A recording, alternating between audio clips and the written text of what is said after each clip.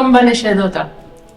Mira, la primera llavor va ser que la Laura Lázaro, la fundadora, va fer un voluntariat a Dones Endavant, una entitat de salt, per treballar amb nens i nenes, i es va fixar amb les mares d'aquests nens i nenes que necessitaven aprendre el català. Necessitaven aprendre català, aprendre a llegir, aprendre a escriure, i clar, no s'havien trobat cap formació adequada per a elles. Llavors, quan va fer el grau, va fer el seu projecte per crear una entitat i així va ser. Va crear l'entitat va començar amb voluntariat i la idea va ser, qui té més necessitat i més dificultat per aprendre, no? Aquí Salt.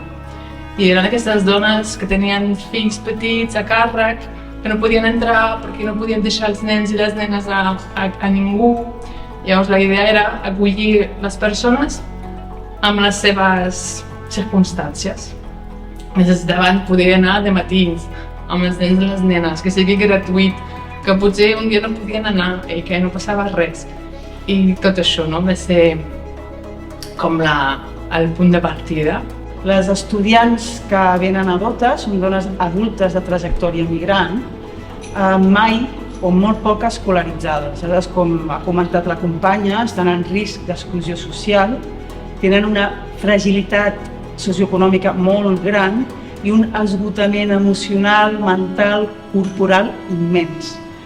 A més, la majoria tenen fills a càrrec menors de 3 anys. Què passa? Que a molts llocs no poden anar a estudiar. Aleshores, a Dota poden venir a estudiar amb nens menors de 3 anys per no penalitzar el fet de tenir fills i poder continuar l'aprenentatge.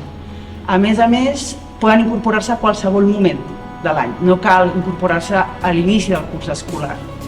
D'altra banda, també hi ha moltes estudiants que són víctimes de violència masclista, que viuen a cases d'acollida.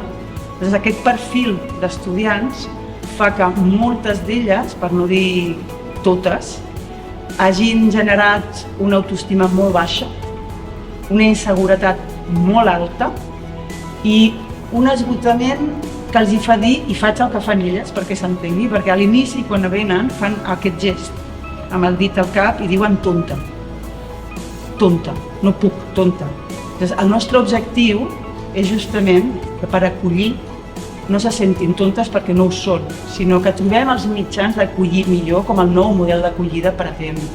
Aleshores, això és essencial en la metodologia, el desenvolupament de noves vies d'aprenentatge, d'acollida, d'acompanyament i d'orientació. A Dota tenim diferents projectes. Els podríem dividir en 2 branques principals. Una branca que és ensenyament-aprenentatge i una altra branca que és acompanyaments. La branca de l'ensenyament-aprenentatge té 3 eixos. El primer eix són les classes d'alfabetització, que són classes pròpiament lingüístiques, amb una perspectiva i una metodologia molt particular. I el segon i tercer eix d'aprenentatge és l'activitat Moure, Moure's, Cos i Llengua i l'altra activitat Art i Conversa. Aquestes 2 activitats, Moure, Moure's, Cos i Llengua i Art i Conversa, el que fan és posar en pràctica en un context real l'ús de la llengua. En el primer cas, Moure's, una pràctica esportiva real, i en el segon cas, Art i Conversa, una pràctica artística escènica. Dota té classes d'alfabetització organitzades en diferents grups. Ara mateix tenim 4 grups que tenen 4 nivells diferents. Malgrat la diferència de nivell, hi ha com una mena de línia que travessa tots els grups i tots els nivells, una intenció d'ensenyament-aprenentatge que és essencial, que és: hem d'arribar a la llengua escrita gràcies a l'adquisició oral inicialment inconscient d'aquesta llengua. Després la farem conscient. Aleshores, per fer això, hem de tenir en compte, com explicarem també a la filosofia lingüística de l'associació, hem de tenir en compte el cos, l'afecte i l'experiència. I hem de fer-ho amb una concepció d'ensenyament-aprenentatge global, transversal, és a dir, quan una persona està aprenent una llengua, i en aquest cas aprenent a escriure i a llegir una llengua, que no és el mateix, hem de connectar la gramàtica, el lèxic, la pronunciació, la cultura, ho hem d'anar aprenent tota la vegada, interdependentment. Aleshores, l'objectiu de les classes d'alfabetització és que puguin anar aprenent tot això amb unes metodologies molt innovadores. L'activitat Moure's Cos i Llengua, com el títol mateix indica, és una activitat de moviment, de cos i de llengua. Aleshores, què fem en aquesta activitat? Fem exercici per fer-nos fortes, per relaxar-nos. Hem de pensar que les estudiants de DOTA sovint no es dediquen temps a elles mateixes, però també per aprendre el català de forma inconscient. L'objectiu és reeducar el cos fent esport per poder generar els nous patrons de la nova llengua i que no vagin mentalment als patrons de la llengua d'origen, que és el que ens passa a tothom quan aprenem una llengua. Això com ho fem? Ho treballem amb una sèrie de moviments, unes seqüències que estan molt concebudes, molt pensades, molt treballades per poder anar integrant vocabulari, gramàtica, pronunciació, gestos culturals, i ho fem a partir d'unes indicacions que estan molt investigades i estudiades, que són indicacions lingüístiques, corporals, sensoperceptives i cognitives. Tot això ho anem fent d'una forma completament interlligada. I a mesura que anem fent aquests exercicis, és increïble, a l'inici d'any, a final d'any, tot el vocabulari que han après, tota la gramàtica que han après, com han après a pronunciar coses que es pensaven que ni eren capaces de pronunciar. Aleshores, ha sigut tal l'èxit d'aquesta activitat que han demanat un segon grup. I l'any passat vam fer el primer, i aquest any, per sort, tenim dos grups, un al matí i un altre a la tarda. Doncs tenim Art i Conversa, que fem els divendres del matí, aquí, al Tele, i aquí la idea és conèixer l'entorn, no? Conèixer l'entorn, treballar en grup i sobretot estem treballant les situacions quotidianes de, vale, què necessites? Has de poder expressar-te quan vas al metge, quan vas a l'escola, quan vas a l'Ajuntament. Llavors posem en l'escenari així totes aquestes situacions i posem el cos, no? Com podem dir això? I llavors també connectem molt amb els drets, no? Tinc dret, jo, de ser atesa sense discriminació, tinc dret que se m'escolti, però he de ser conscient d'aquest dret, no? I no he d'estar tan atabalada per la llengua que no puc ni dir el que necessito.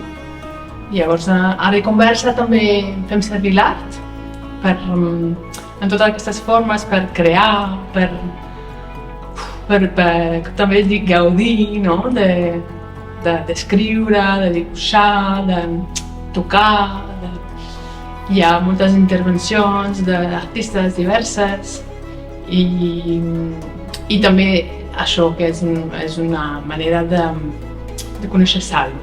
Doncs els acompanyaments van sorgir de la necessitat. Estàvem amb unes quantes dones aquí fent classe de català, d'alfabetització, i clar, resulta que són dones que estan en processos migratoris amb tot això que comporta, amb totes les dificultats que hi ha amb la llei d'estrangeria, amb el racisme estructural, el racisme del dia a dia, amb la situació econòmica que tenen, que són molt precàries. I llavors, quan detectem o ens expressen alguna necessitat, aprofitem aquesta relació de confiança que hi ha per poder dir, vale, què podem fer? I posem tots els recursos, la xarxa, els coneixements per poder acompanyar les persones en el que necessitin. Les destinatàries de DOTA estan a la intersecció de totes les discriminacions i les opressions que poden haver. És a dir, que ho tenen molt més difícil que la majoria d'entre nosaltres, no? Perquè són dones. són racialitzades. Tenen una situació econòmica superprecària. S'han casat molt joves, en general. Han tingut fills petits. Llavors, estan en una situació que el seva formació, el seu benestar passa darrere de tot l'altre. I aquí estem lluitant, no?, perquè puguin ser subjectes de dret i que puguin gaudir aquests drets. Crec que amb aquestes dones que estan aquí a Dota hem de tenir tot el rato en compte la seva situació, la seva posició en la societat, per poder entendre tot el que els hi passa, no? Per exemple, estan convençudes de que no poden aprendre, perquè no han tingut mai l'oportunitat. O sembla que tot és molt difícil per elles, no? Però no, és que han d'adonar-se, no?, de que la societat els hi posa molt difícil. No han tingut una acollida adaptada a les seves necessitats. Venen del sud global, que és tan diferent. Bueno, hi ha una situació que si ets conscient, llavors ja te pots mirar amb amor i amb compassió de bueno, clar, ho he tingut superdifícil, no? I crec que això és superimportant de poder veure això, no? Ser conscient d'això i que l'altre t'ho reconegui. La perspectiva lingüística d'aprenentatge ensenyament de Dota té en compte qui són les estudiants. Són dones que no estan acostumades als processos d'aprenentatge habituals, aleshores hem de trobar noves vies d'accés lingüístic. Com trobem aquestes vies d'accés lingüístic? Utilitzant tot el cos. Tot el cos parla, tot és tot. Tot el cos sent, tot el cos llegeix, aprèn, escriu. Aleshores, per fer això hem de tenir en compte una sèrie d'aspectes com el moviment, la sensopercepció, el que sentim i com ens afecta, la propiocepció, com es col·loca el cos a l'espai, la intersubjectivitat, com es relacionen les coses i l'afecte, és a dir, com quedo afectada, commoguda per tot allò que m'està passant a classe. Aleshores, un aspecte que és central també és escoltar completament l'aprenent, que és el que em recomana el nou model d'acollida, posar-la al centre, veure-la, acceptar-la, recollir allò que ens envia i nosaltres com a formadores acompanyar, guiar, crear materials, crear classes, crear mètodes en el sentit etimològic de la paraula, camins nous perquè elles puguin realment aprendre i viure aquí. Hola, jo em dic Maria. Soc del Marroc. Jo quiero estudiar para citas d'hospital, d'ajuntament, d'escola, per ajudar a niños a l'escola, para buscar treballar, para moltes coses. Jo m'agrada molt, molt d'estudiar. Adéu. Hola, bon dia. Jo em dic Khadija, soc del Marroc, més casat.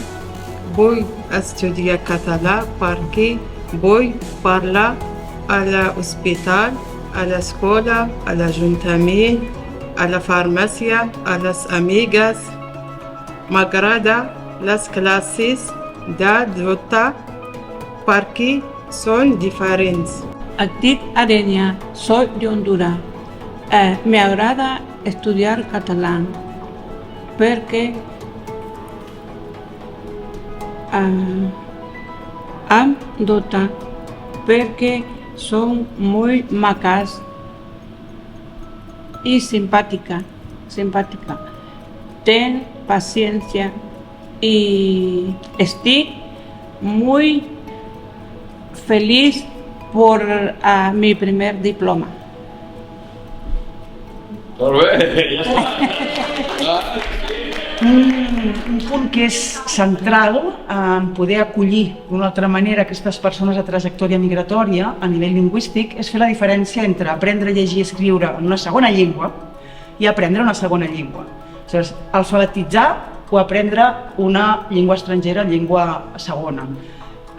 Fins al 2022 no teníem eines del Consell Europeu per determinar, avaluar si una persona està alfabetitzada o no.